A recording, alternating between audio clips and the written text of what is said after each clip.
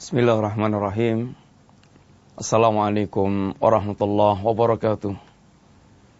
Innal hamdalillah wassalatu wassalamu ala Rasulillah wa ala alihi wa ashabihi wa mawalah wa la haula wa la quwata illa billah, amma ba'd. Alhamdulillah, para pemirsa yang dirahmati Allah Subhanahu wa taala. Kembali kita berjumpa dalam kajian silsilah Aqidah Ahlussunnah wal Jamaah, akidah para sahabat yang diwariskan Rasulullah sallallahu alaihi wasallam, akidah yang seharusnya seorang muslim dia berjalan di atas akidah yang sahihah.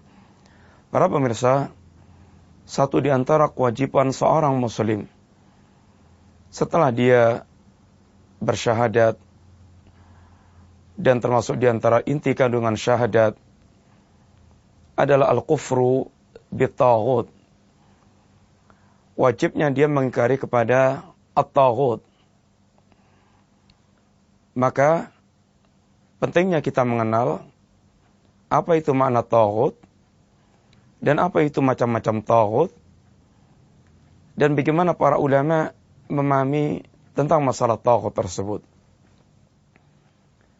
Allah Subhanahu wa taala menjadikan al-kufr bit-taghut bahkan kewajiban pertama yang Allah wajibkan bagi seorang hamba dalam rangka terwujudnya tauhidullah, yang tidak akan terwujud tauhid kecuali dengan dia mengingkari at-taghut. Allah Subhanahu wa taala berfirman, "Faman yakfur bit-taghut wa yu'min billah faqad istamsaka bil urwatil wuthqa." Barang siapa yang dia mengingkari taghut dan dia mengimani Allah Subhanahu wa taala, maka sungguh dia telah berpegang teguh dengan al-urwatul wuthqa. Al-kufru bit-taghut, mengingkari taghut dengan berkeyakinan tentang batilnya segala yang disembah selain Allah Subhanahu wa taala. Dia melakukan sikap berlepas diri dari segala yang disembah selain Allah Subhanahu wa taala. Dia mewujudkan kebencian dan permusuhan kepada para taghut, dan dia mengadakan itu al-adawah, sikap permusuhan dan berlepas diri dari semua para pembela atau orang-orang mereka berada dalam barisan at-taghut. Beriman kepada Allah Subhanahu wa taala yaitu dengan mewujudkan ubudiyah yang khalisah, penghambaan yang murni, yang tertuju hanya kepada Allah Subhanahu wa taala.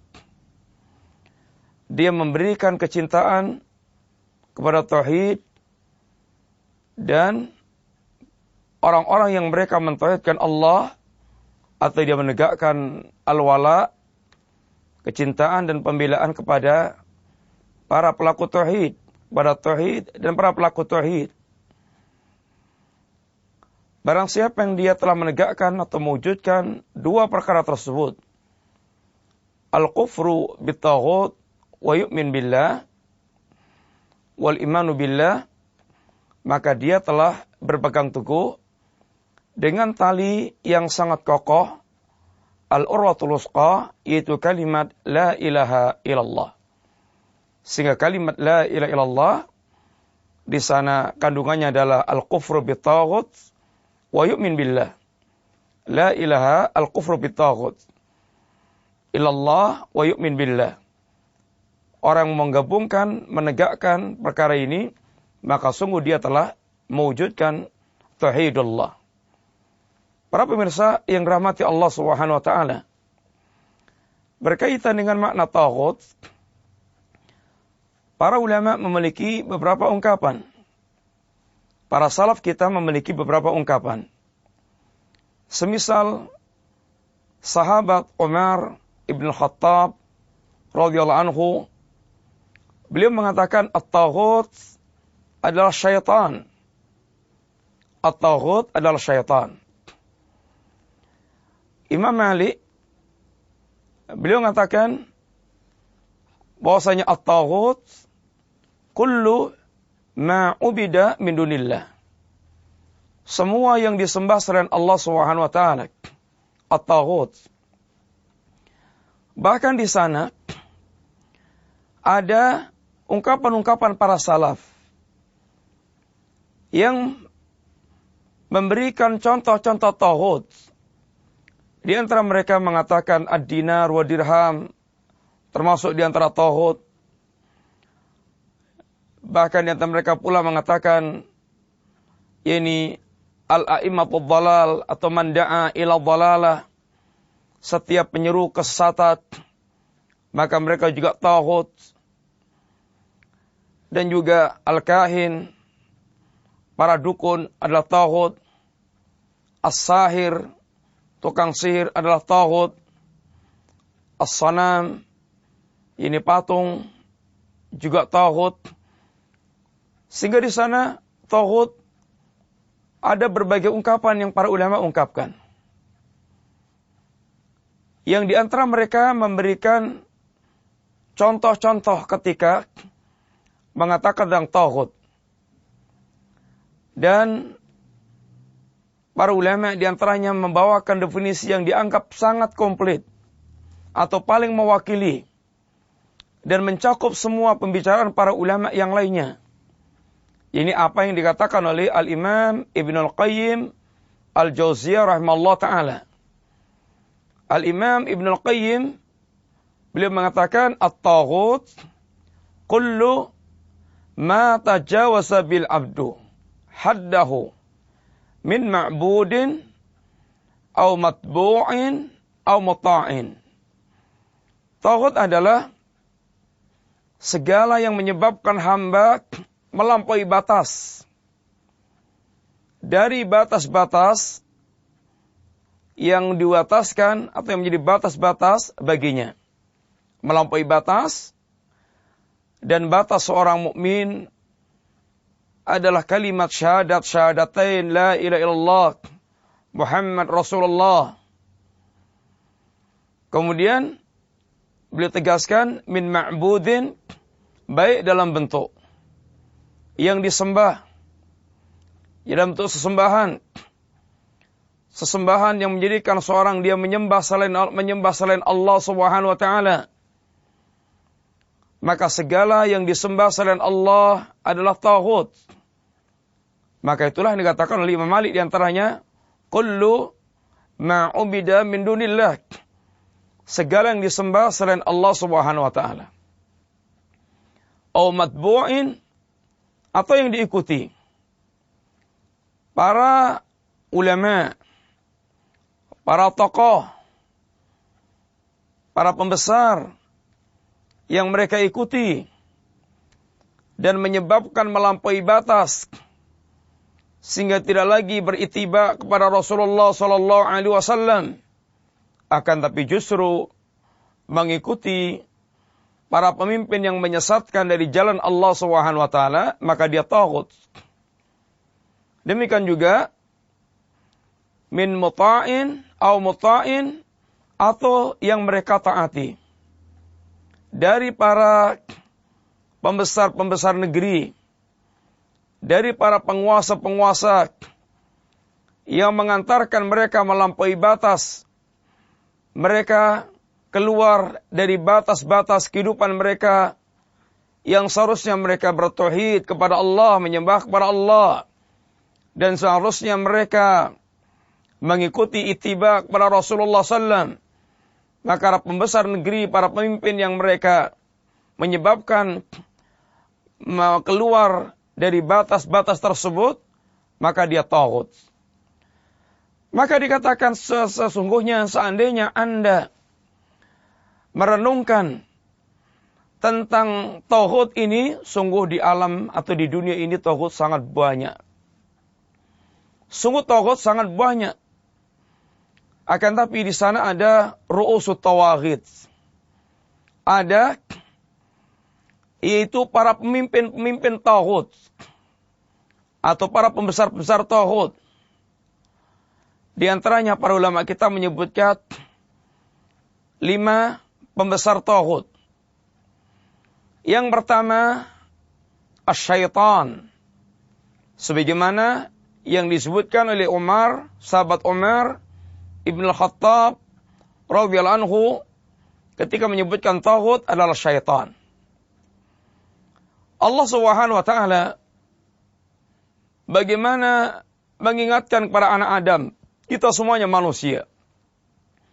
Yang Allah katakan, "Alam a'had ilaikum ya bani Adam, alla ta'budu syaitan, innahu lakum aduwwum mubin." Bukankah aku telah membuat perjanjian dengan kalian, wahai anak Adam? Allah Subhanahu wa taala telah mengadakan perjanjian dengan manusia, anak Adam, agar mereka tidak menyembah kepada selain Allah. Allah ta'budu syaitan, jangan kalian sembah syaitan, karena sungguhnya syaitan innahu lakum aduwwum mubin, adalah musuh yang sangat nyata bagi kalian.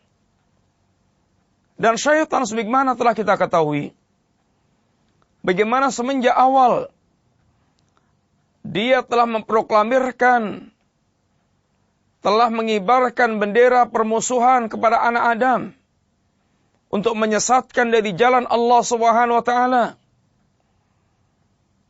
Sebagaimana sumpah serapah iblis di hadapan Allah, "Fa bi izzatik la ughwiyanahum ajma'in."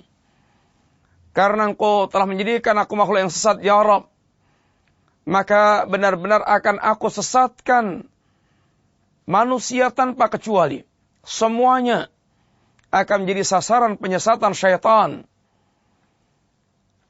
Alimnya apalagi bodohnya, alimnya apalagi jahilnya, para pemimpinnya demikian pula rakyatnya, lakinya demikian pula wanitanya, tua, muda, semuanya menjadi sasaran penyesatan syaitan.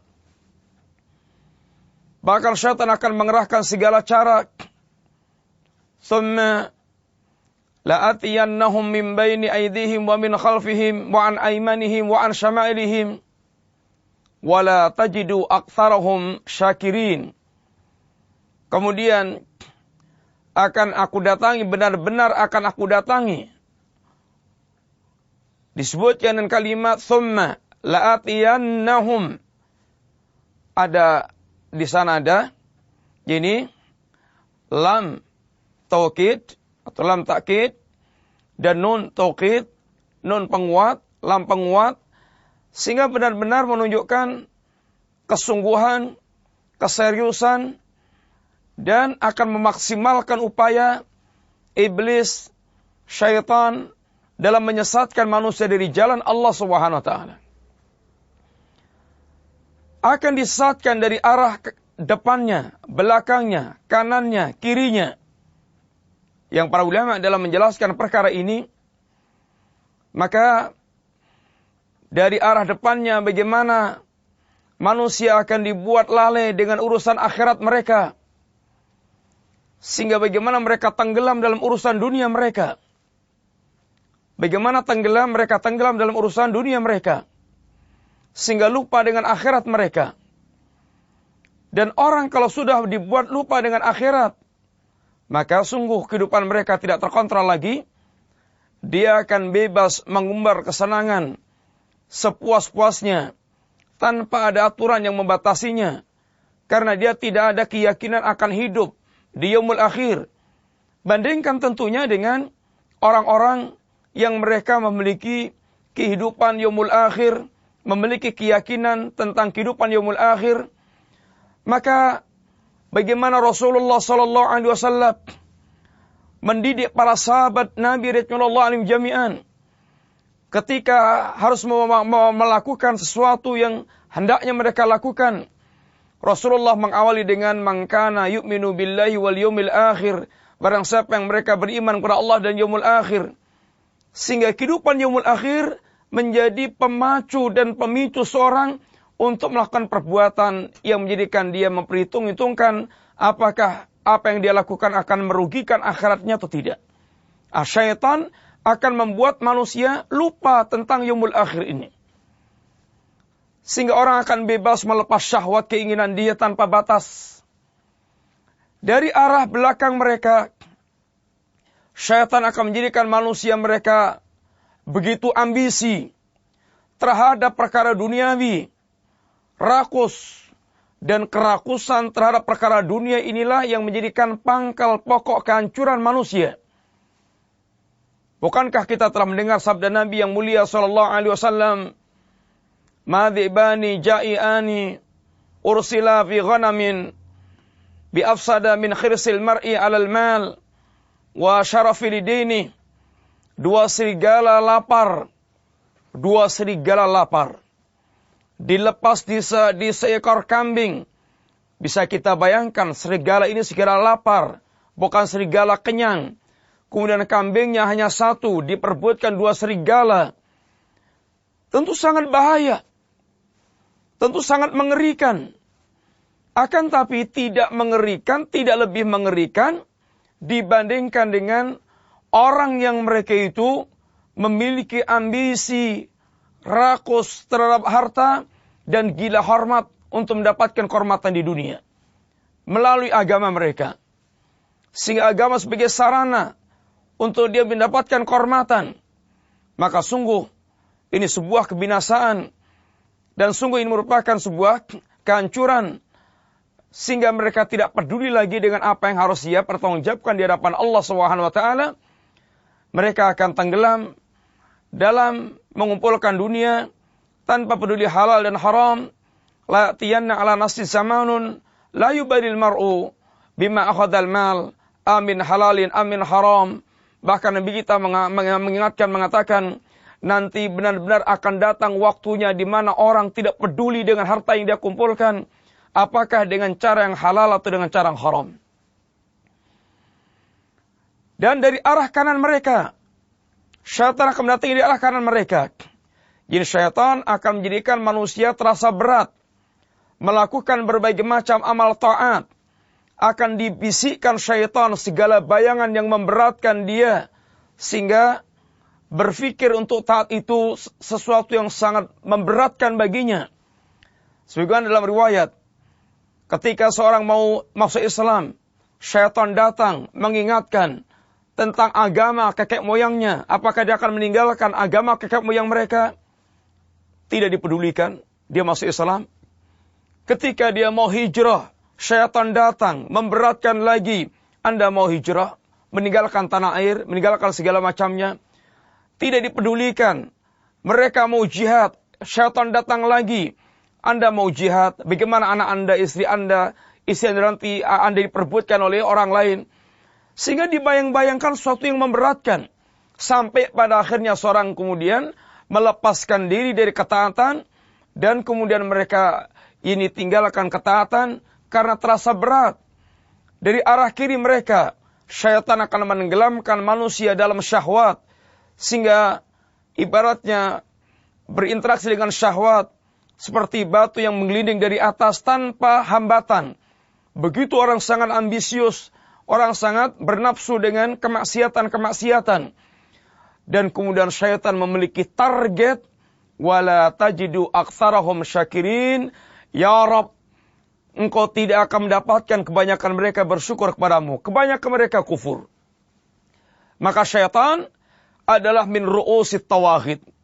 Di antara ini pembesar tauhid yang syaitan menyeret manusia sesat dari jalan Allah SWT.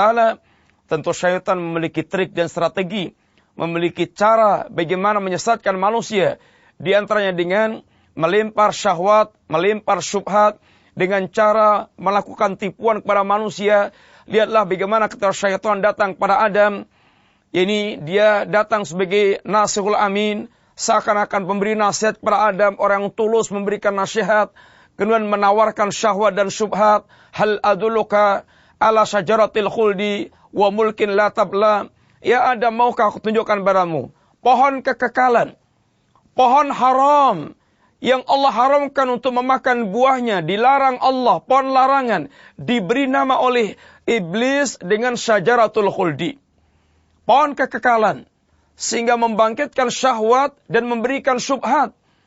Kerajaan yang tidak akan punah, menawarkan syahwat pula, dan dia telah datang sebagai seorang yang seakan memberikan nasihat.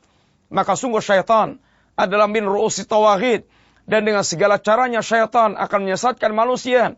Dan target syaitan, kebanyakan manusia tidak akan bersyukur kepada Allah, ini akan kufur kepada Allah, dan Allah benarkan, laqad sadaqa iblisu dhannahu, dan sungguh telah benarlah persangkaan iblis ketika dia menyangka manusia akan banyak mengikuti syaitan.